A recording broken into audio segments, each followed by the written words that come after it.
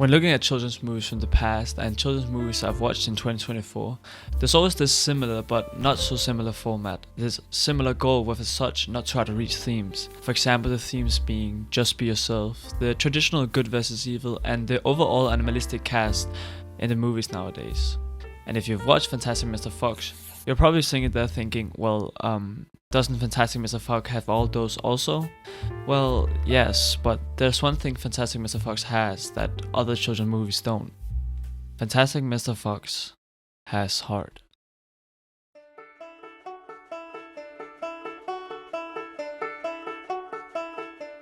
Ever since I was little, I wasn't really the big movie guy, or for the matter, a big TV series watcher. Of course I had my fair share of children's shows and movies I liked, such being the Cars trilogy, specifically Cars 2, and my favorite children's show, Ninjago, which eventually became a money grab. Both of those medias were good and all back then, and still is, but when I look back at them now, I see them as children's media, and nothing much else. No particular theme I can look back on and think, that was thought-provoking. So when I started up a movie one school night laying in bed with the light shut off, called Fantastic Mr. Fox, with a PG rating for 6-year-olds, I was expecting the same thing. Some witty humor, some cool action scenes, and a happy ending where everything is good. And oh boy was I wrong. Fantastic Mr. Fox, despite being PG rated, just doesn't feel like it's targeted towards children. The way the whole movie is built up is like taking a 1970s movie and then putting a cop versus robber plot on top of it, but making it be about identity and change. Fantastic Mr. Fox the movie is in essence two stories that are intertwined thematically. It's a story about father and son, but it's not a story about father and son in the fundamental matter. It's simply that these two storylines are intertwined with one another, thematically. Because Mr. Fox is trying to escape his life, which happened because he's trying to escape his nature. And on the flip side of that coin, Ash, his son, is fighting to find his real personality. The cast of characters we get in this movie provide this overall help to the setup of the story and development in between these characters. There's Mr. Fox, who's cool, charismatic and soft-spoken, but also kinda narcissistic in the way that he's a fox that so desperately needs to be seen as the Fantastic Mr. Fox, even though he dabbles with the outcome of age, change and life. The character of Mrs. Fox is a quiet and responsible individual who puts her family first, hence why in the beginning of the movie she's painting a storm, metaphoring the storm that Mr. Fox is gradually causing their family. Mrs. Fox is one of the most important characters for Mr. Fox's growth and development. She's the one that unintentionally lets him do his wild shenanigans, but also at the same time makes him realize what his endeavors create, with her upfront confronting on the subject matter. The character of Ash is often portrayed as a character struggling to find his place in not only his family, but also in social places like school. Ash, as in many in the teenage adolescent, struggles to find what makes him, him. And at the same time, he has to deal with the expectation of his dad, Mr. Fox, past, and trying to live up to the greatness the Mr. Fox was. And that's how Kristofferson comes into the picture. His visiting cousin from out of town, Kristofferson is Ash's complete opposite. Kristofferson is naturally gifted in every way, and more quiet and held back when it comes to emotions. In that opposite vein, Ash is brash, stubborn, and eager to prove himself, to gain the approval from his father that he so desperately wants.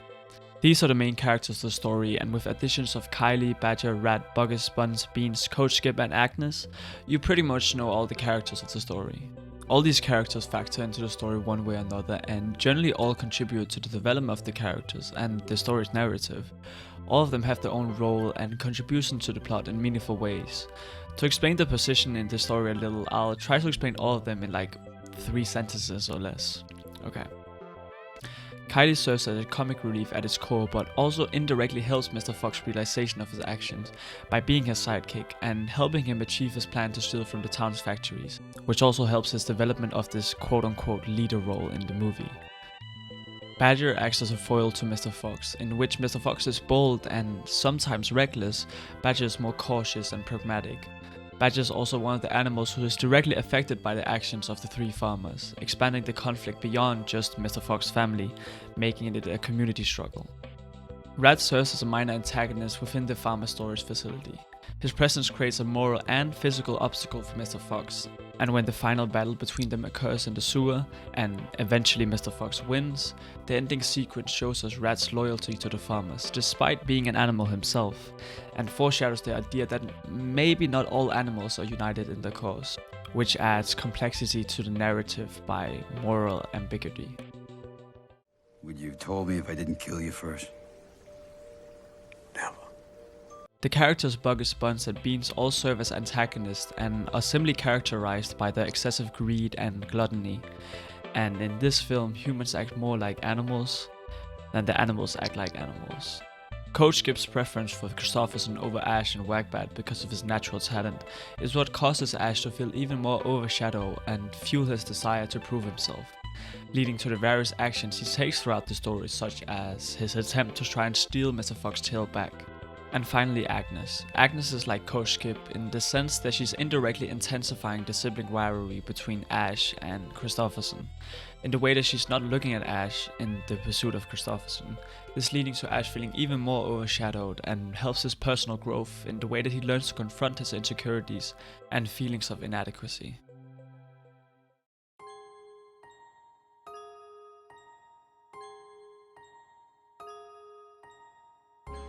Before we start analyzing what makes Fantastic Mr. Fox so different, we first need to check out what I meant by this similar but not so similar theme and look in modern children's movies, and why I feel like Fantastic Mr. Fox just doesn't fit into the children's category.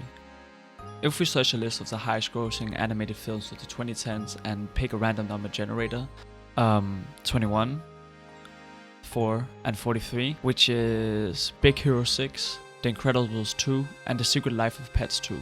When looking at these movies in particular, there's of course big differences from plot, story, and so on, but the overall, how do I say this, feel is the same. Okay, let me explain. Take a look at these clips. Should I have picked up a book on parenting? Probably. Where was I going with this? I had a point. Said that you were proud of us. Well, yeah, I was. Am. We want to fight bad guys. I give you bad guys. No. And we help them out whenever we can. This kid gets us. Do you understand now? The facial expressions are over the top and cartoony, the writing is easy to follow and goofy, and last but not least, the animation is smooth and pleasing to look at. I personally don't particularly hate this format of animated films, but I think after around 20 years of this cartoony, Pixar-esque art style and feel of these animated movies, it just gets to a point where it gets tiring. Maybe it's because I'm growing older, or maybe it's because the more you do something, the more you resent it. Obviously, I know all these factors and formats are made because it's what attracts children. Wait, jokes aside, I as a kid myself loved these type of movies because they were and still are easy to digest in the sense that they aren't really trying to do something different. They just do the same formula with a little bit of different spice every time. You can relate this to like a classic pepperoni pizza. Every average pizza place you go to, they all sell this classic pepperoni pizza, and it's probably a part of their marketing forefront. Each time you eat a pepperoni pizza from these places, you feel like, yeah, that tastes like a pepperoni pizza. Even though these different pizza places make them differently, it's basically the same with modern children's movies, and I think that's why these films are so popular among families with children. But comparing this to Fantastic Mr. Fox is completely different. It's like a apples, bacon, cheddar, and caramelized onion type of pizza. Okay, don't blame me, blame this guy.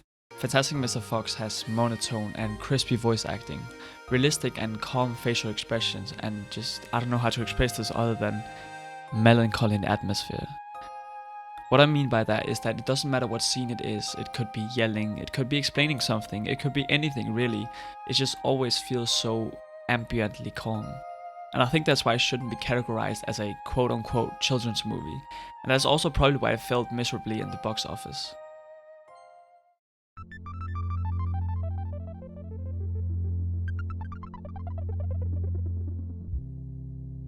When I get asked the question, what thing do you prioritize most when it comes to blank? It can be people, movies, food, musical artists, really anything. For people, the most common answer is either trust or loyalty. When it comes to movies, it's the story and the characters that people prioritize more, and when it's food, it's obviously taste. But for me personally, I have one answer for all of them, and it's versatility. When something or someone is versatile, meaning they're good at many things, or rather good at exploring many things, when a TV series has multiple plots, themes, character arcs, when people can act hyper and really funny at times, but at the same time be very quiet and emotionally intelligent when it fits their agenda. It's what I adore most in things, or rather movies, and that's why, to no surprise, Fantastic Mr. Fox is one of my favorite movies.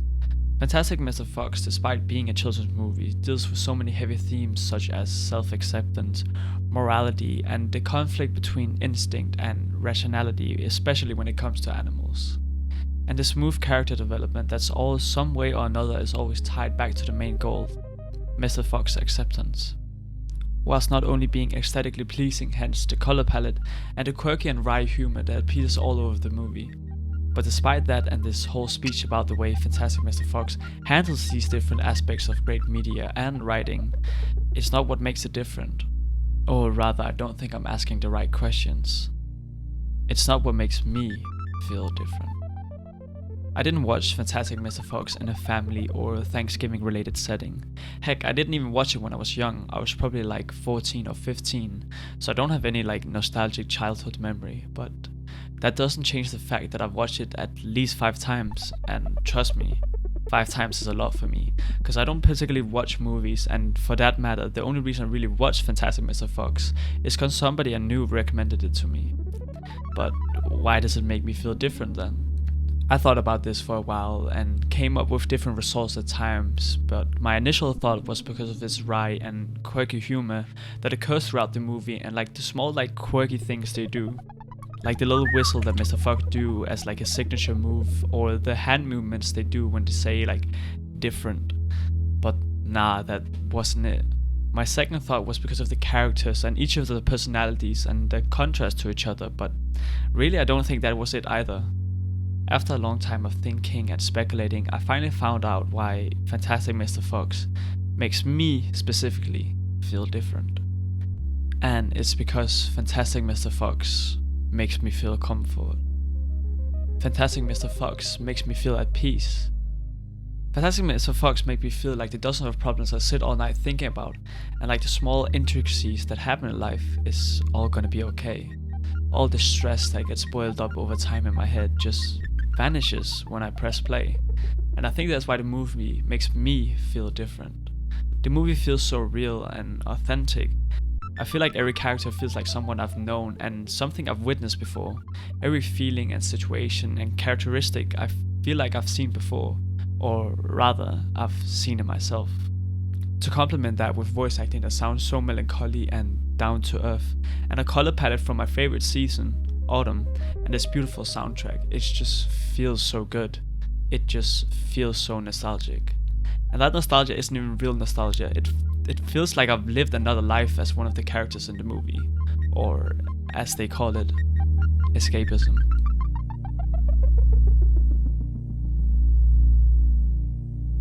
If you've watched all the way to the end, you should consider subscribing and liking the video, and maybe, just maybe, comment what movie makes you feel different. And maybe it's Fantastic Mr. Fox, or maybe it's something completely different, and that's totally fine. This is all for this time. Goodbye.